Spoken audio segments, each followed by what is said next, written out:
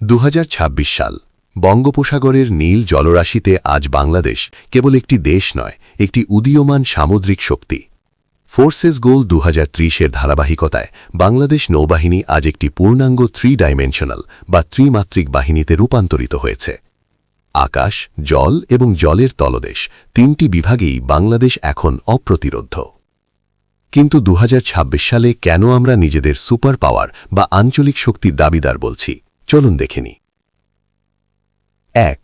নৌবাহিনীর প্রধান স্তম্ভ, যুদ্ধজাহাজ ও সাবমেরিন। 2026 সালের মধ্যে বাংলাদেশ নৌবাহিনীতে যুক্ত হয়েছে আধুনিক প্রযুক্তির একাধিক যুদ্ধজাহাজ, স্টেলথ ফ্রিগেট ও করভেট। বাংলাদেশের নৌবহরে এখন অত্যাধুনিক স্টেলথ প্রযুক্তির ফ্রিগেট রয়েছে, চীনের সহযোগিতায় এবং নিজস্ব শিপইয়ার্ডে যেমন চট্টগ্রাম ড্রাইডক লিমিটেডে তৈরি আধুনিক যুদ্ধজাহাজগুলো রাডারকে ফাঁকি দিতে সক্ষম। Submarine fleet.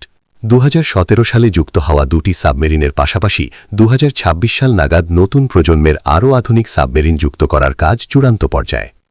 কক্সবাজারের বিএনএস শেখ হাসিনা সাবমেরিন ঘাঁটি এখন পূর্ণোদ্যমে সচল, যা দক্ষিণ এশিয়ায় হাতে গোনা কয়েকটি দেশের আছে।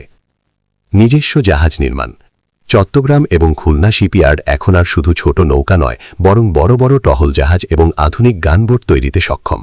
এটি আমাদের পরনির্ভরশীলতা কমিয়ে অনেক দেশের তুলনায় এগিয়ে রেখেছে। 2. ড্রোনের বিপ্লব ও নেভাল এভিয়েশন। আপনার ছবিতে যেমন ড্রোন দেখছেন, 2026 সালে নৌবাহিনীর নজরদারি ব্যবস্থায় ড্রোন বা ইউএভি বা আনম্যান্ড এরিয়াল ভেহিকল হবে তুরুপের দাস।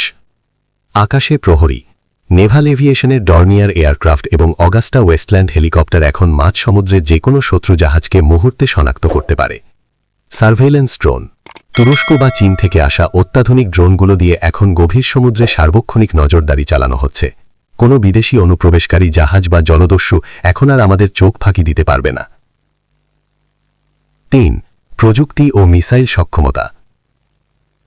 2026 সালে বাংলাদেশ নৌবাহিনী কেবল জাহাজ নিয়ে ঘুরে বেড়ায় না, বরং তাদের কাছে আছে ভয়ঙ্কর আঘাত হানার ক্ষমতা। Antiship missile. আমাদের ফ্রিগেটগুলোতে আছে টাইপ C802 এর মতো শক্তিশালী মিসাইল, যা 200 কিলোমিটার দূর থেকে লক্ষ্যভেদ করতে পারে। সারফেস টু এয়ার মিসাইল বা স্যাম। আকাশের শত্রু মোকাবিলায় আমাদের যুদ্ধজাহাজগুলো এখন অত্যাধুনিক মিসাইল ডিফেন্স সিস্টেমে সজ্জিত।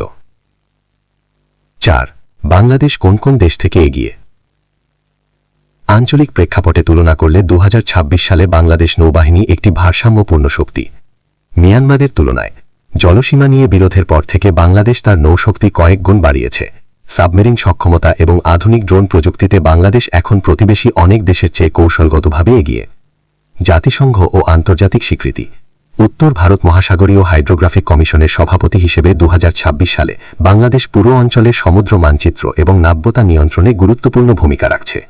বিশ্বের অনেক উন্নত দেশের তুলনায় বাংলাদেশের নৌসদস্যরা জাতিসংঘ শান্তি মিশনে সবচেয়ে বেশি দক্ষ বলে স্বীকৃত। উপসংহার। শান্তির সময়ে আমরা মানবিক, কিন্তু যুদ্ধের সময়ে আমরা ভয়ঙ্কর। 2026 সালের বাংলাদেশ নৌবাহিনী আজ কেবল আমাদের সমুদ্র সীমা রক্ষা করছে না, বরং ব্লু ইকোনমি বা সমুদ্র অর্থনীতির পাহারাদার হিসেবে দেশকেও সমৃদ্ধ করছে। বঙ্গোপসাগরে বাংলাদেশের এই আধিপত্য আগামী দিনে আমাদের এক নতুন উচ্চতায় নিয়ে যাবে।